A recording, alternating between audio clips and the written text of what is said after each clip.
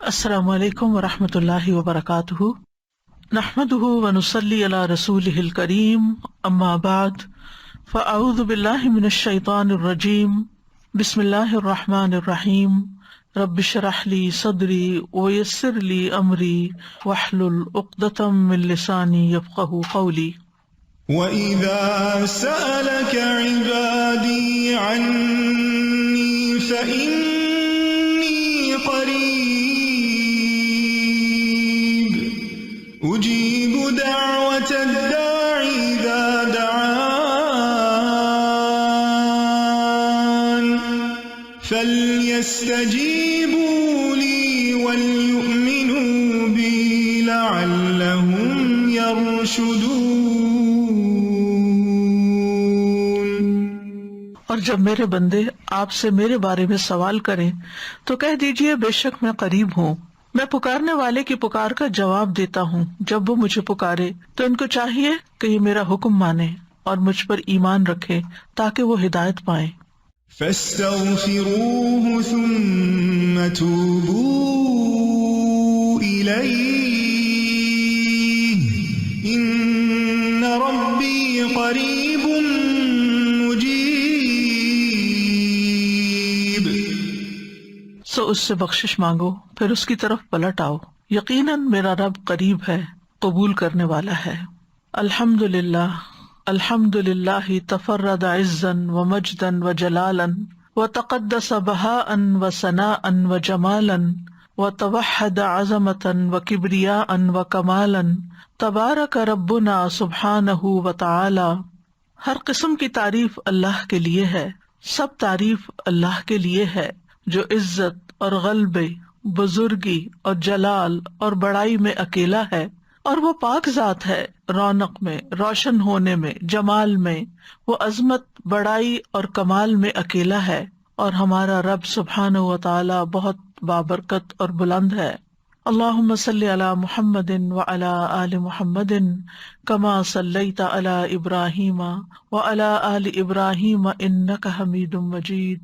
اللہم بارک علی محمد وعلی آل محمد کما بارکت علی ابراہیم وعلی آل ابراہیم انک حمید مجید۔ صبح شام کی دعاؤں کے سلسلے میں آج ہم معوذات کے بارے میں پڑھیں گے۔ معوذات کا معنی ہوتا ہے قل هو اللہ احد، قل اعوذ برب الفلق اور قل اعوذ برب الناس۔ جب صرف سورۃ الفلق اور الناس ہوتی ہے تو اس کو کہتے ہیں معوذتین، لیکن جب قل هو اللہ یعنی تیسری سورت بھی ساتھ شامل ہوتی ہے تو اس کو کہتے ہیں معوذات، یعنی وہ صورتیں جن کے ذریعے اللہ تعالیٰ کی پناہ طلب کی جاتی ہے۔ تو سب سے پہلے سورۃ الاخلاص۔ بسم اللہ الرحمن الرحیم، قل هو اللہ احد اللہ الصمد لم یلد ولم یولد ولم یکن له کفوا احد۔ کہہ دیجئے وہ اللہ ایک ہے، اللہ بے نیاز ہے، نہ اس کی کوئی اولاد ہے اور نہ وہ کسی کی اولاد ہے اور نہ کوئی اس کا ہمسر ہے۔ سورۃ الفلق۔ بسم اللہ الرحمن الرحیم، قل اعوذ برب الفلق من شر ما خلق ومن شر غاسق اذا وقب ومن شر النفاثات في العقد ومن شر حاسد اذا حسد۔ کہہ دیجئے میں صبح کے رب کی پناہ لیتا ہوں اس چیز کے شر سے جو اس نے پیدا کی، اور اندھیری رات کے شر سے جب وہ چھا جائے، اور گرہوں میں پھونکنے والیوں کے شر سے، اور حسد کرنے والے کے شر سے جب وہ حسد کرے۔ سورۃ الناس۔ بسم اللہ الرحمن الرحیم، قل اعوذ برب الناس ملک الناس الہ الناس من شر الوسواس الخناس صدور الناس من الجنة والناس. کہہ دیجئے میں پناہ لیتا ہوں لوگوں کے رب کی، لوگوں کے بادشاہ کی، لوگوں کے معبود کی، وسوسہ ڈالنے والے کے شر سے جو پلٹ پلٹ کر آنے والا ہے، جو لوگوں کے سینوں میں وسوسہ ڈالتا ہے جنوں اور انسانوں میں سے. معوذات کی اپنی ایک فضیلت ہے جو احادیث سے ہمیں پتہ چلتی ہے، خاص طور پر سورۃ الفلق اور الناس کی. رسول اللہ صلی اللہ علیہ وسلم نے فرمایا، کیا تم نہیں دیکھتے کہ آج کی رات ایسی آیات اتری ہیں کہ ان کی مثل کبھی دیکھی نہیں گئی، اور وہ قل اعوذ برب الفلق اور قل اعوذ برب الناس ہیں. اسی طرح مسند احمد کی ایک روایت میں آتا ہے، ابن عابس الجہنی روایت کرتے ہیں کہ رسول اللہ صلی اللہ علیہ وسلم نے ان سے فرمایا، اے ابن عابس، کیا میں تمہیں تعوذ کے سب سے افضل کلمات کے بارے میں نہ بتاؤں، یعنی جن سے کوئی پناہ لے، جن سے تعوذ کرنے والے تعوذ کرتے ہیں، یعنی پناہ لینے والے پناہ لیتے ہیں. میں نے عرض کیا، یا رسول اللہ کیوں نہیں؟ تو آپ نے فرمایا، یہ 2 صورتیں ہیں، قل اعوذ برب الفلق اور قل اعوذ برب الناس. جو شخص صبح و شام ان کو 3 بار پڑھتا ہے وہ اسے ہر چیز سے کافی ہو جاتی ہیں. معاذ بن عبداللہ بن خبیب اپنے والد سے روایت کرتے ہیں، انہوں نے بیان کیا کہ ہم ایک بارش والی سخت اندھیری رات میں نکلے، جبکہ ہم رسول اللہ صلی اللہ علیہ وسلم کو ڈھونڈ رہے تھے کہ وہ ہمیں نماز پڑھائیں. آپ دیکھیں کہ جب بادل آ جاتے ہیں اور بارش شروع ہو جاتی ہے تو ہر طرف اندھیرا، اور رات بھی اندھیری ہو تو پھر اندھیرے پر اندھیرا ہو جاتا ہے. تو صحابہ پریشان ہوئے کہ تو نماز پڑھانے کا وقت ہے اور نبی صلی اللہ علیہ وسلم کہیں پر بھی نظر نہیں آ رہے، تو کیا ہوا؟ تو وہ اسی بارش میں باہر نکل گئے اور ڈھونڈنے لگ گئے آپ کو. تو وہ کہتے ہیں کہ ہم نے آپ کو پا لیا. تو آپ نے فرمایا، کیا تم نے نماز پڑھ لی ہے؟ تو میں نے کچھ نہ کہا. تو آپ نے فرمایا، کہو. تو میں کچھ نہ بولا. آپ نے پھر فرمایا، کہو. تو بھی میں کچھ نہ بولا. آپ نے فرمایا، کہو. تو میں نے عرض کیا، اللہ کے رسول صلی اللہ علیہ وسلم میں کیا کہوں؟ آپ نے فرمایا، کہو قل هو اللہ احد، پوری سورت، اور معوذتین یعنی قل اعوذ برب الفلق اور قل اعوذ برب الناس. صبح اور شام 3 بار یہ کہو تو ہر چیز سے تمہاری کفایت ہو جائے گی، یعنی تم ہر طرح کے شر سے محفوظ ہو جاؤ گے. امام شوکانی کہتے ہیں کہ اس حدیث میں دلیل ہے کہ ان صورتوں کی صبح اور شام تلاوت کرنا ہر اس چیز سے کفایت کرتا ہے جس سے انسان ڈرتا ہے، جو بھی اس کے خوف اور وہم اور وسوسے اور اندیشے ہوتے ہیں، خواہ وہ کچھ بھی ہو، تو ان چیزوں سے اللہ تعالیٰ اس کو بچا لیتا ہے. جہاں تک سورۃ الاخلاص کا تعلق ہے تو یہ سورت خالصتاً اللہ تعالیٰ کی صفات اور پاکی بیان کرنے پر مشتمل ہے. یعنی جب انسان اس کو پڑھتا ہے تو انسان اپنی توحید کو خالص کرتا ہے کہ میں اے رب تجھے اکیلا مانتا ہوں اور سب سے بڑا مانتا ہوں. قل هو اللہ احد میں آپ دیکھیے اللہ تعالیٰ اپنی ربوبیت میں، الوہیت میں، الہ ہونے میں، تمام اسماء و صفات میں اکیلا ہے، کسی صفت میں اس کا کوئی شریک نہیں. اللہ الصمد، الصمد کے بارے میں 3 اقوال ہیں. الصمد وہ سردار جس کی طرف لوگ قصد کر کے جائیں جس سے بڑا کوئی سردار نہ ہو، یعنی سب سے بڑا سردار. الصمد وہ جو نہ کھاتا ہو نہ پیتا ہو. الصمد وہ جو بے نیاز ہو، کسی کا محتاج نہ ہو. تو ان معنی کی بنا پر یہ لفظ صرف اللہ تعالیٰ ہی کے لیے استعمال ہو سکتا ہے، اللہ الصمد. ابو ہریرہ کہتے ہیں کہ یہ وہ ہستی ہے جو ہر ایک سے بے نیاز ہے جبکہ ہر کوئی اس کا محتاج ہے. ہم اپنی تمام حاجتوں میں، ضرورتوں میں اسی کی طرف رجوع کرتے ہیں. لم یلد ولم یولد، اس میں بھی اللہ تعالیٰ کی کامل بے نیازی نظر آتی ہے کہ اس کو پیدا ہونے کے لیے کسی کی ضرورت نہیں تھی اور نہ ہی اسے کسی اولاد کی ضرورت ہے کہ جو اس کا سہارا بنے. تو اللہ سبحانہ تعالیٰ تو الاول والآخر ہیں، وہ کسی سے جنم نہیں لیا اور نہ ہی انہوں نے کسی کو جنم دیا، سب اس کی مخلوق ہے. اس کے علاوہ جو کچھ بھی ہے وہ سب مخلوق ہے اور وہی خالق ہے. وَلَمْ يَكُنْ لَهُ كُفُوًا أَحَدٌ، اور کوئی بھی اس کے برابر کا نہیں، نہ اس کے ناموں میں، نہ اس کے کاموں میں، نہ اس کی صفات میں اس کے ہمسر اور مثل کوئی بھی نہیں، نہ اس کے مرتبہ اور مقام کے برابر بھی کوئی نہیں، کوئی اس کی جوڑ یا ٹکر کا نہیں. تو اس کا مطلب یہ ہے کہ جب ہم یہ اقرار کرتے ہیں تو گویا ہم یہ کہتے ہیں کہ اللہ سبحانہ تعالیٰ سب سے بڑے ہیں اور ہم اسی کو اپنا معبود سمجھ کر اسی کے آگے جھکتے ہیں. پھر قل اعوذ برب الفلق، یہاں پر اعوذ کا لفظ جو ہے یہ آوازہ سے ہے. آوازہ کا معنی ہوتا ہے کسی چیز کے ساتھ اس کے پڑوس اور جوار میں لازم ہو جانا، یعنی کسی کے ساتھ لگ جانا، کسی کا پڑوسی بن جانا. جیسے وہ گوشت جو ہڈیوں کے ساتھ چپک جاتا ہے اس سے الگ ہی نہیں ہوتا، اس کو عرب لوگ عوض کہتے ہیں، کیونکہ اس نے ہڈی سے مضبوطی پکڑ لی اور اس کے ساتھ چمٹ گیا. تو استعاذہ کا مطلب ہوتا ہے پناہ طلب کرنا، اللہ تعالیٰ سے شر، تکلیف اور مصیبتوں سے تحفظ یا حفاظت مانگنا، اس کے ساتھ لگ جانا، اس کی طرف متوجہ ہو جانا. اور استعاذہ میں اللہ سبحانہ تعالیٰ کی تعظیم بجا لاتا ہے انسان، کیونکہ جو پناہ لیتا ہے وہ دراصل خوف میں ہوتا ہے. یعنی جب ہم پناہ لیتے ہیں تو ہمیں اندر ایک خوف ہوتا ہے کہ ہمیں کوئی بچا لے، تو جس سے وہ پناہ طلب کرتا ہے، لیتا ہے، وہ اس کا تحفظ کرتا ہے. یعنی جب ہم اللہ تعالیٰ کی پناہ لیتے ہیں تو پھر اللہ تعالیٰ ہمارا بچاؤ کرتے ہیں اور ہماری حفاظت کرتے ہیں، اور اس کو دراصل تعظیم کہتے ہیں. یعنی ہم اللہ کو اپنے سے بڑا مان کر اس کی طرف جاتے ہیں، اور یہی تعظیم عبادت ہے. آپ دیکھیں کہ دنیا کی زندگی جو ہے وہ بہت سی آفات، تکلیفوں اور مصیبتوں سے بھری ہوئی ہے. انسان کے بہت سے دشمن ہیں، جن بھی، انسان بھی، اور مخلوق میں سے اور چیزیں بھی اس کو نقصان دیتے ہیں، جیسے کیڑے مکوڑے، وحشی جانور، بے شمار چیزیں ہیں.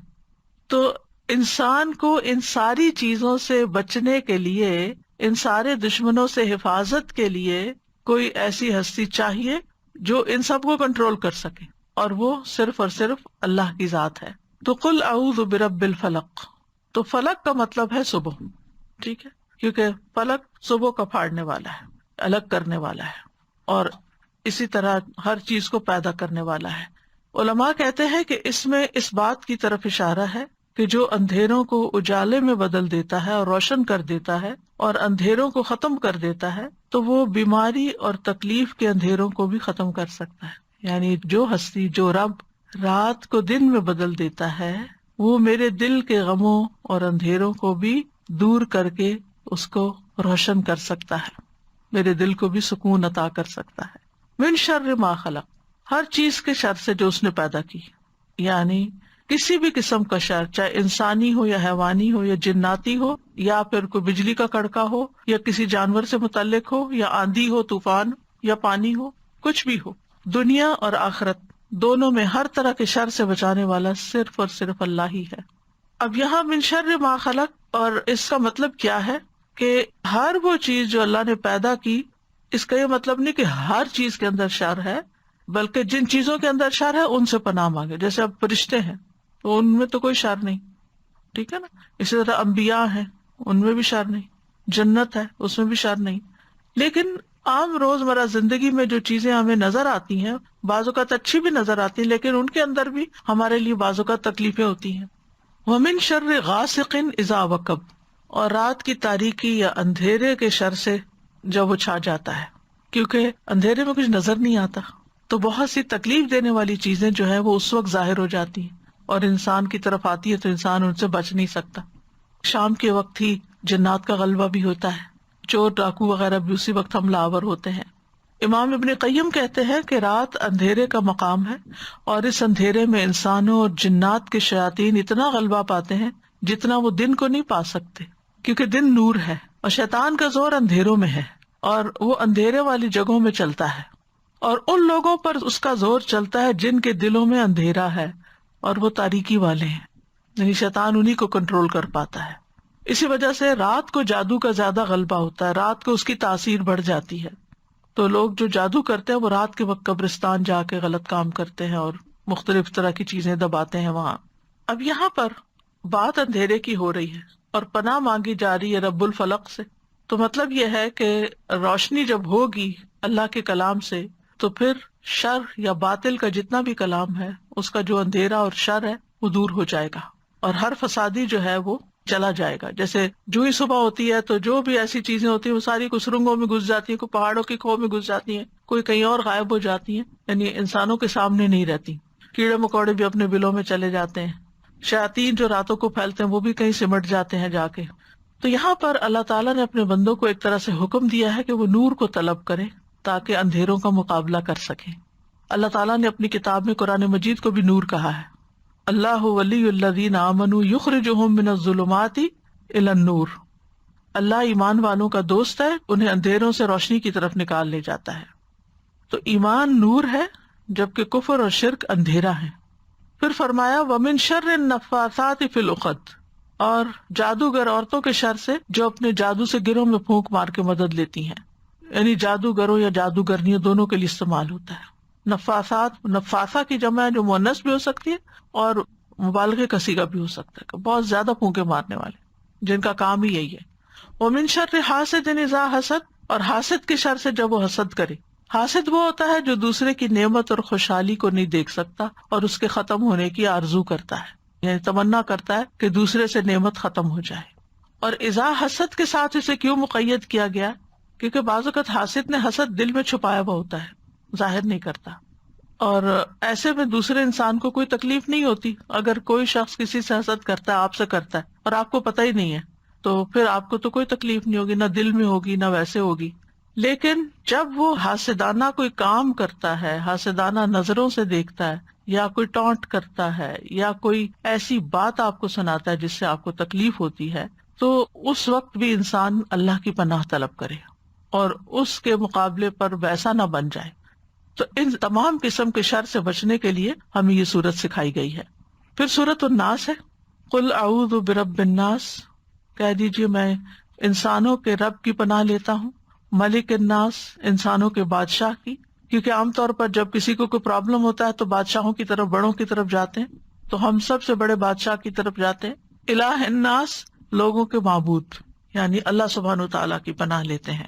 تو ان تینوں میں اللہ تعالیٰ کی توحید اور اللہ تعالیٰ کی ملکیت یعنی بادشاہت اور توحید الوہیت کا ذکر ہے، اور ان چیزوں سے وسوسوں کے شر سے پناہ لینے کی بات ہے۔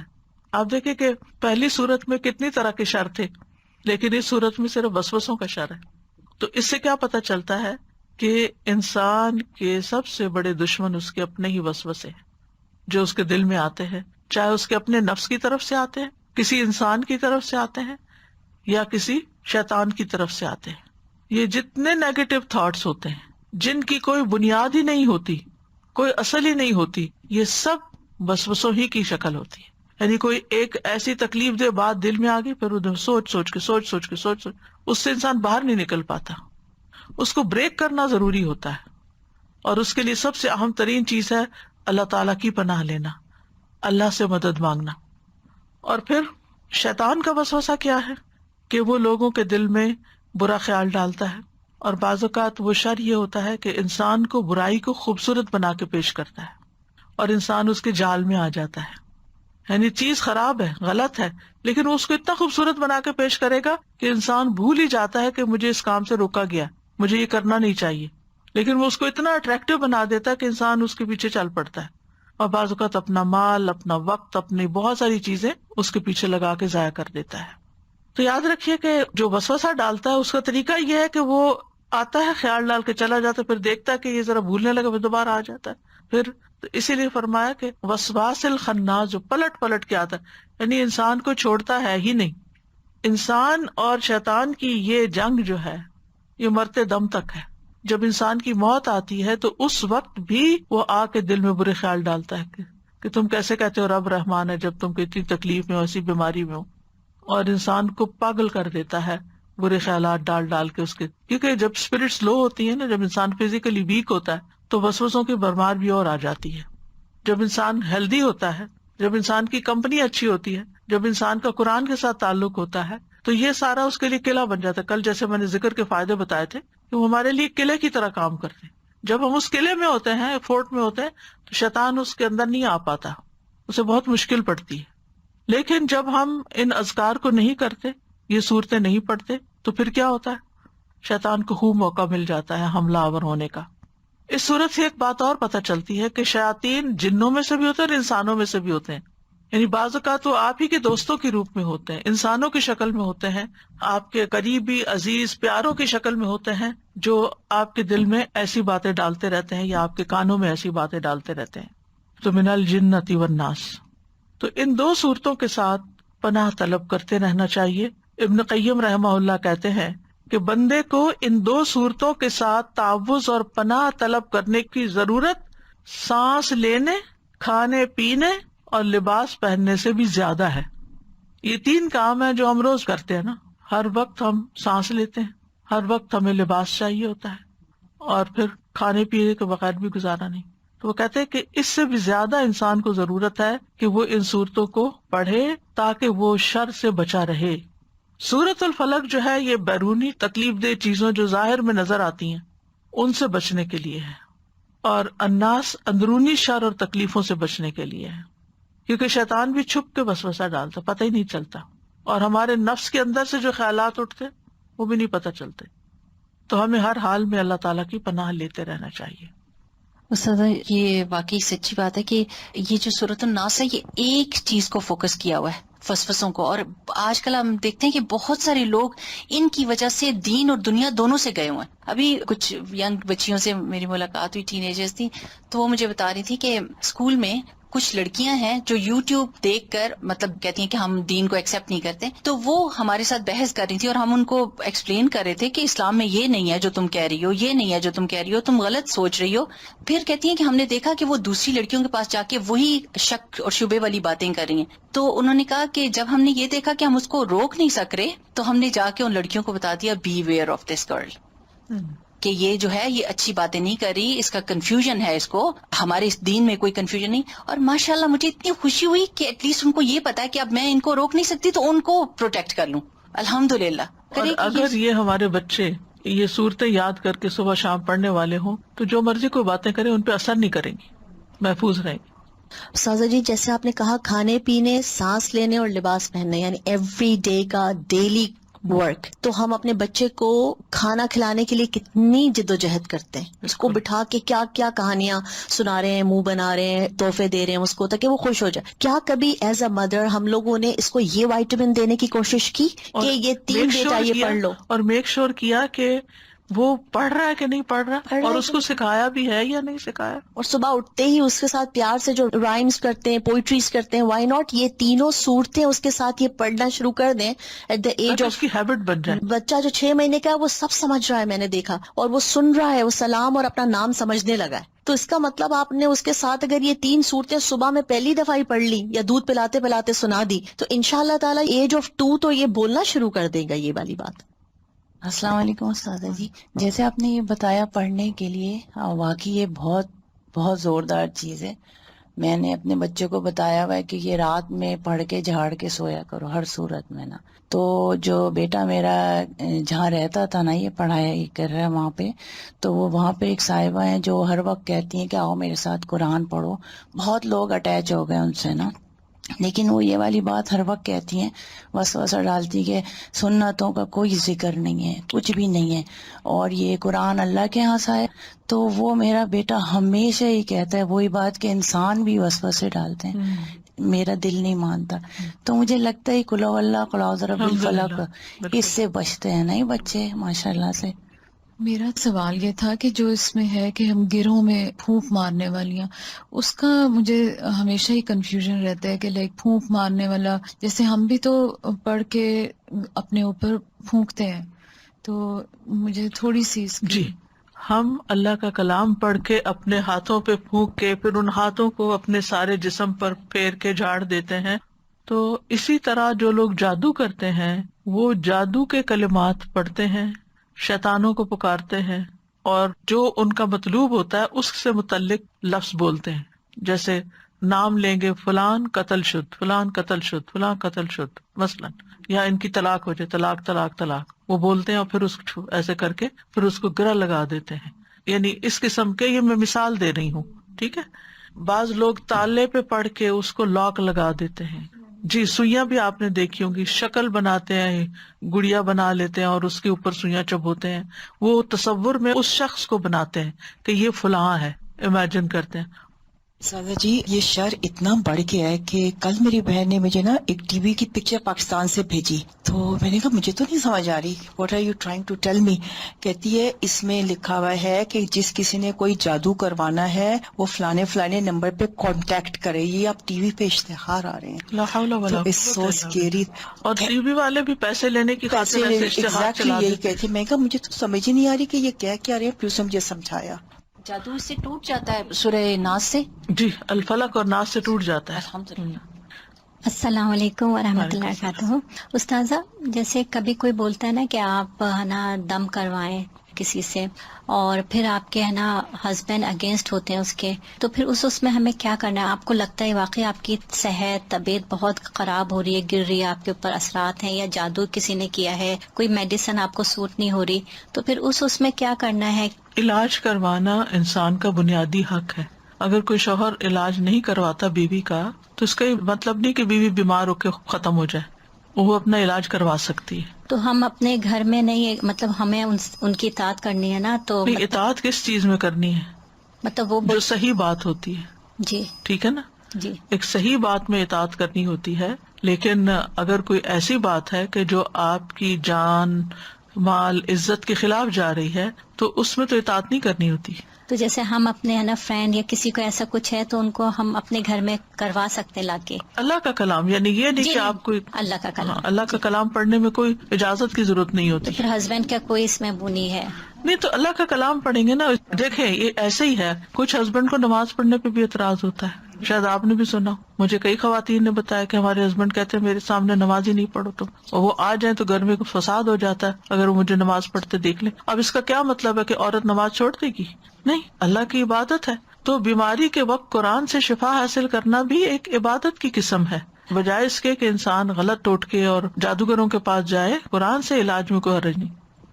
ایک تو یہ کہ یعنی لیٹس بی ویئر صرف پاکستان میں ٹی وی پہ ایڈ نہیں آ رہے، یہاں پر بھی سوشل میڈیا پر باقاعدہ بہت سارے ایڈز اسی طرح کے آ رہے ہیں کہ اور وہ جو ٹپکل پاکستان میں پڑھا کرتے تھے کہ محبوب آپ کے قدموں میں اور سارے مسائل حل اور دس دیٹ، تو وہ سارے کلیمز کے ساتھ یہاں کے جو اردو نیوز پیپرز ہیں اس میں بھی یہ بڑے بڑے ایڈز آ رہے ہیں. اور to my surprise I felt کہ یہ اس طرح کے آؤٹ ڈیٹڈ چیزیں ہیں اور کم یہاں پہ ہوں گے تو شاید نیٹ پہ تھرائیو نہ کریں، لیکن they are thriving on the net. جہاں جہاں ساری چیزیں سوشل میڈیا پہ آ رہی ہیں یہ سب چیزیں بھی خرافات آ رہی ہیں. اللہ تعالیٰ ہم سب کو بچائے. دوسرا ایک چیز استاذہ جی مجھے خیال آ رہا تھا، ویری کلیئرلی آئی ریکال کہ یہ ایک فیملی میں میرے اپنے نظروں کے سامنے ہوا کہ ایک طرح سے صحیح العقیدہ سیمنگلی کوئی مولانا صاحب امام صاحب تھے، کچھ پیرنٹس نے اپنی اولاد کی کسی ایشو کے لیے ان کو گھر بلایا اپنے، اس اولاد کے اوپر جیسے دم کراتے ہیں نا راقی یا کوئی اس طرح کا، تو وہ انہوں نے کہا کہ اس اولاد کی قد کے برابر دھاگا لائیں. وہ 3 دفعہ وہ قد کے برابر کا دھاگا ریپ کر کے اس کے اندر وہ قرآن ہی سے کچھ پڑھتے رہے اور ملٹیپل نوٹس باندھتے رہے، اور پھر انہوں نے کہا کہ اس دھاگے کو ان پہ اس طرح یعنی جسم کے اس حصے پر باندھ دیا جائے. بالکل کلیئرلی بات تھی نا، کیونکہ فوراً اس وقت یہ سورہ فلق ہی ذہن میں آئی کہ یہ کیوں گرے باندھ رہے ہیں. یہ جادو ہی کی قسم ہے. ناٹ لگا کے پڑھنا، چاہے آپ سورت ہی پڑھ رہے ہوں، یہ درست نہیں، محتاط رہیں. ایگزیکٹلی، کیونکہ کہنے کو کوئی نہیں کہے گا کہ یہ جادو ہے، وہ تو کہیں گے نہیں یہ تو امام صاحب فلاں مسجد سے ہم لائے ہیں اینڈ دس دیٹ.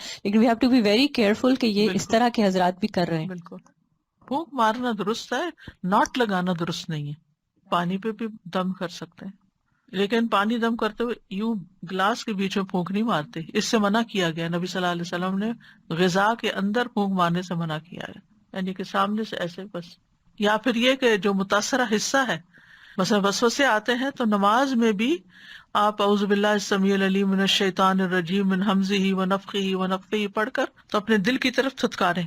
نماز میں بھی آپ پھونک مار سکتے ہیں اپنے اوپر.